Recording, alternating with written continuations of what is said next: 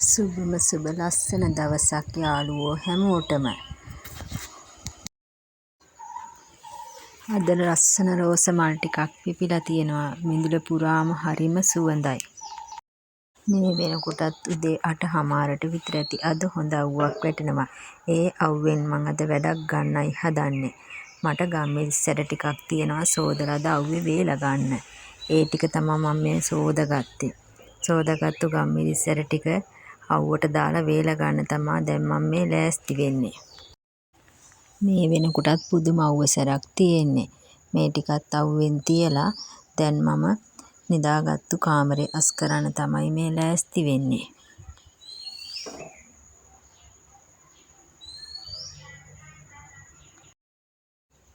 වෙනදට නම් අපේ දෝනිලා ඇඳන් ටික අස් කරනවා.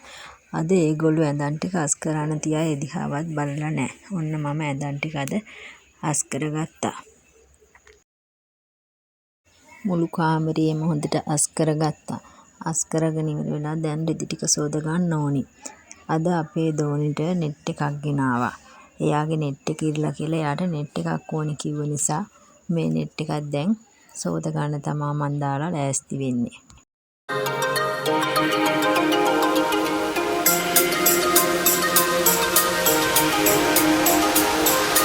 රෙදි ටිකත් මැෂින් එකට හේදෙන්න දාලා මම දැන් දවල්ට උයා ගන්නයි ලෑස්ති වෙන්නේ. අද වත්තේ තිබුණා කෙසෙල් මුහයක්. අද ඒක මම කඩලා මැල්ලුමක් හදාගන්න තමයි මේ හදන්නේ. කෙසෙල් මුහ කියන්නේ කාටත් හොඳ ගුණදායී ආහාරයක්. විශේෂයෙන්ම කාන්තාවන්ටත් මේක ගොඩක් වටිනවා. කෙසෙල් මුහේ මේ විදිහට සුද්ධ කරගෙන සෝදලා පොඩිවට කපා ගන්නවා. ඕගොල්ලෝ නම් කෙසෙල් මුහ රසට හදනවා ඇති නේද? ඔයගොල්ලොත් මේ විදිහට හදනවද බලන්නකෝ. මේ මම හදාගන්න විදිහ. කෙසෙල් මුහේ මේ විදිහට කපා ගන්නවා. කපාගෙන ඉවරලා ඒක ඇතුලේ තියෙන මල් ටික අයින් කරලා මම දැන් පොඩි පොඩිවට කපා.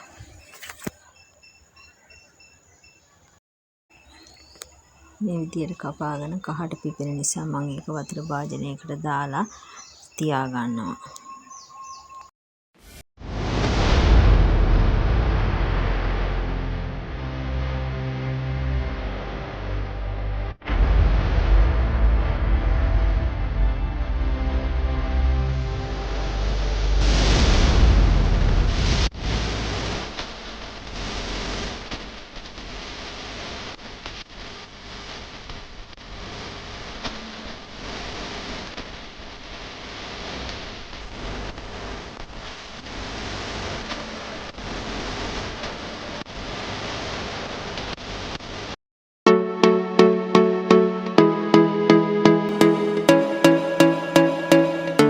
කෙසෙල් මුහේ ටිකේ කහට යන්න සෝදාගෙන ඒක පැත්තකින් තියලා මම දැන් ඒකට අවශ්‍ය කරන ලුණු, අමු මිරිස්, රම්පි කරපිංචා ටිකත් කපා ගන්නවා.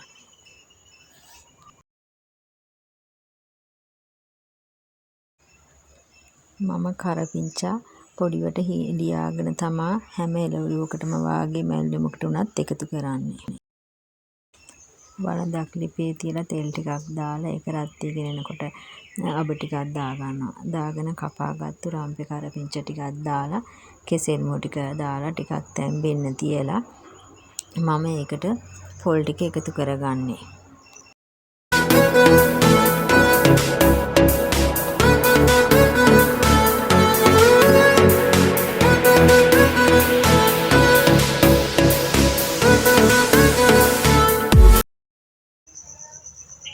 ලුණු ටිකක්, තුන පහ ටිකක්, කහ ටිකක් දාලා හොඳට කලවම් කරලා තැම්බෙන්න අරිනවා.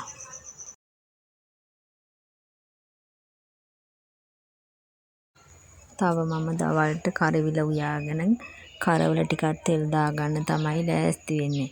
ඒකට අවශ්‍ය කරන පොල් ටික දැන් ගාගෙන තියෙන්නේ. කරවිල කපන්න කලින් මම මුලින්ම කිරි ටික මිරිකගෙන ලෑස්ති කරගන්නවා. බලන්නකෝ මම වගේමද ඔයාලත් කරවිල හදන්නේ කියලා. මට නම් මේ විදිහට හැදුවාම කරවිල තිත්ත රසයක් දැනෙන්නේ නැහැ.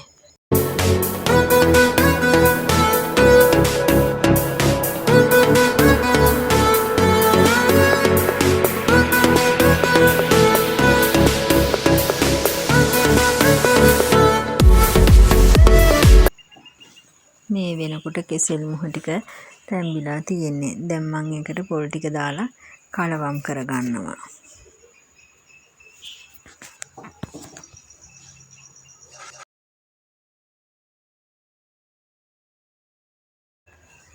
මේ විදිහට හදාගත්තාම මේ මැල්ලුම හරිම රසවත් විදිහට අපිට කෑමට ගන්න පුළුවන්. අපේ ගෙදර අය නම් මම මේ හදන විදිහට මේ මැල්ලුම කන්න හරිම කැමති.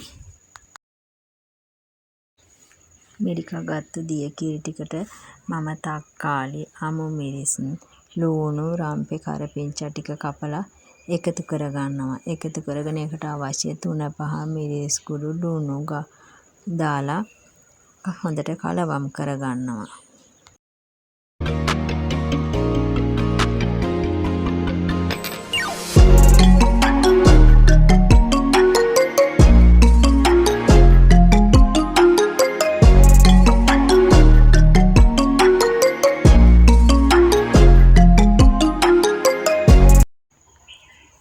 දැන් හොද්ද ලිපේ තියාගෙන ඒකට අවශ්‍ය කරන කරවිල ටික කපා ගන්න තමයි මම දැන් ලෑස්ති වෙන්නේ. කරවිල ගෙඩි හොඳට සෝදලා අරගෙන පොඩි පොඩි කෑලි වලට කපා ගන්නවා. ඒ අතරේ හොද්ද ටිකක් රත් වෙන්න අරිනවා.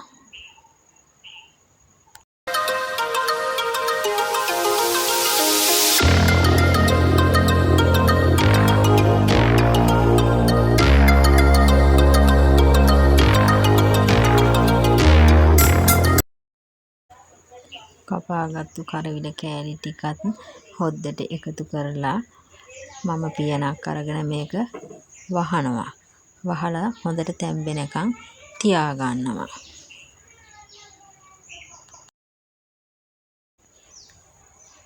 අද දවල්ට කෑම ටික හදලා තියලා මට තියෙනවා නිතරම මගේ හැඩි වෙන තැනක් අස් කරගන්න. ඔයාලත් බලන්නකො මට අද තියෙන්නේ මොකද්ද අස් කරගන්න කියලා. ඔයාලා කරවිල හදන මීට වැඩිය වෙනස් ක්‍රමයකට නම් මට කමෙන්ට් එකක් දාන්න. මම දැන් කරවල ටික කපා ගන්නයි ලෑස්ති වෙන්නේ. මේ තියෙන්නේ මුහුදු කුකුරා. මේක දැන් මම පොඩිවට කෑලි කපාගෙන සෝදගෙන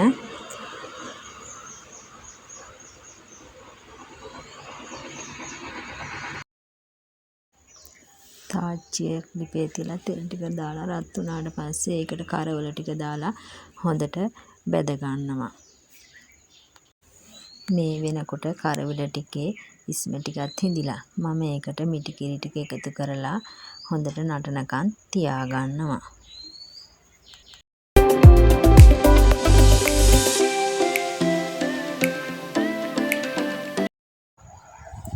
දැන් අපේ කරවල ටිකත් හොඳට බැදිලා තියෙන්නේ. දැන් ඒකට අවශ්‍ය කරන රම්පේ කරපිංචා අම්මිරිස් තක්කාලි ටිකත් කපලා මම ඒ ටිකත් මේකට එකතු කරලා බැද ගන්නවා. මේ වෙලාවේ කෑලි මිරිස් ටිකකුත් මේකට එකතු කරගන්න.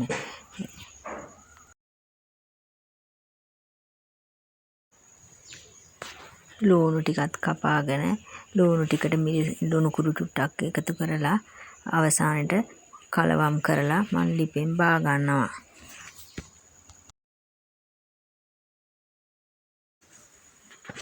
මම ලුණු ගොඩක් මැලවෙනකම් තියාගන්නේ. දාපු ගමන්ම ලිප ඔෆ් කරලා කලවම් කරගන්නවා. එතකොට ලුණු කෑලි හරිම රසවත්.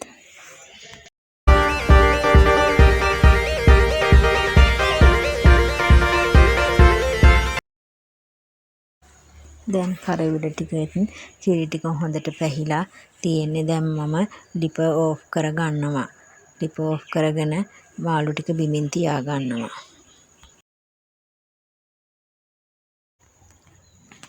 මේ තියෙන්නේ මම අද දවල්ට හදාගත්ත කෙසෙල් මුහ මැල්ලුමයි, කරවිල මාළුවයි, කරවල බැදුමයි. එන්නකො යන්න බලන්න. අද මගේ හැඩි වෙලා තියෙන මේ අල්මාරියේ ලාච්චු අස් කරගන්න. බලන්නකො මේකේ ඇතුලේ තියෙන දේවල්. රිබන් වගේක් තියෙනවා. ඒ ටික ඔක්කොම දිගෑරලා තිබුණේ. මම ඒ ටික ආපහු රෝල් කරලා හරි ගස්සගත්තා. දැන් මේ ටික කොහොමද ආයි තියාගන්නේ කියලා හිතාගන්න බැරුවයි මම දැන් මේ ඉන්නේ. ආපහු හොඳට ඔතාගත්තු ඒ රිබන් ටික මම ආයි shopping cover එකටම දාලා තද වෙන්න ගැට ගහලා අරන් තියාගන්නවා කියලා ආයි හිතුවා. ඔයාලා මේ වගේ දේවල් කොහොමද අරන් තියාගන්නේ කියලා මට කමෙන්ට් එකකින් කියන්නකෝ. මේවා බබාලට නිතරම ඕන වෙන නිසා ඒගොල්ලෝ ආයි මේවා ඇද දානවා. මේක පිළිවෙලකට තියාගන්න නම් විසඳුමක් හොයාගන්නම වෙනවා. දැනට මේ විදිහටම තියාගන්නවා. ඔන්න දැන් මම ලෑස්ති වෙන්නේ මට තියනවා බිල් වගේක් ගෙවන්න. පහුගිය මාසේවත් තියෙනවා. මොකද ඒවා පරක්කු වෙලා ආපු බිල් නිසා. ඒ ටික මම කොලයක් අරගෙන පිළිවෙලට ලියාගත්තා. ගෙවන්න තියෙන ගාණයි බිලේ නම් ටිකයි. දැන් මා ගාව තියෙන සල්ලි වලින් මම බිල් දෙකක් ගෙවන්න මේ විදිහට වෙන් කරගත්තා. ආයෙ මුදල් ලැබුණාම අනිත් බිල් ටිකටත් මේ විදිහට වෙන් කරලා ගෙවන්න ලෑස්ති කරගන්න ඕනි. ඕගොල්ලොනුත් මේ වගේ සල්ලි තියෙන වෙලාවට එක බිල් හරි කමන්නේ ගෙවන්න මුදල් වෙන් කරගන්න. ඔන්න මම මට පුළුවන් විදිහට මේක උපරිමයෙන්ම අස් කරගත්තේ මෙන්න මේ විදිහට තමයි. මේ විදිහට මගේ කොණ්ඩ කටු ටික වෙනම පෙට්ටියකට දාලා ක්‍රීම් ටිකයි මගේ අනිත් බඩු ටිකයි පිළිවෙලකට අස් කරගෙන දැන් මම මේක අල්මාරියට සවි කරන්න තමයි ලෑස්ති වෙන්නේ. මේ වෙනකොට දැන් හවස් වෙලායි තියෙන්නේ. මම උදේ සෝදාගත්තු ගම්මිරිස් ඇට ටික නම් දැන් හොඳටම වේලිලා තියෙන්නේ. මම දැන් ඒ ටික බෝතල් වලට දාලා අසුර ගන්න ඕනේ. මම ලොකු බෝතලයක් අරගෙන ඒකට දාගෙන මට එදිනෙදා අවශ්‍ය ටික පොඩි බෝතලයකට මම මේ විදිහට දාලා අරන් තියා ගන්නවා. උදේ ඉඳලා හොඳ අවුවක් වැටුණු නිසා මට අද මේ ටික එක දවසින්ම වේලලා අස් කරගන්න පුළුවන් වුණා. අදට මම වීඩියෝ එකකින් නවතින්නම්. ඔබ සියලු දෙනාට බුදු සරණයි.